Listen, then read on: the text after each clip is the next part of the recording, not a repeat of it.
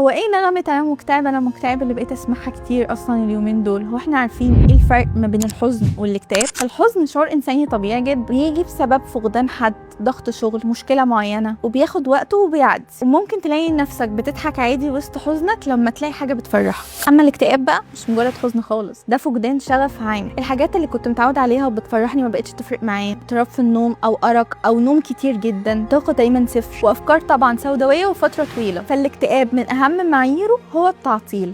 لازم يكون حصل لي تعطيل في حاجة معينة بشكل مفاجئ، ممكن نظافة شخصية، ممكن تمرين لو أنا متعودة أروح تمرين وبخش مسابقات، ممكن في شغلي. لكن التعطيل ده جزء أساسي من الاكتئاب. والشخص المكتئب مهما يحصل حاجات تبدأ إن هي تفرحه أو مواقف أو أشخاص، برضه هيفضل مكتئب.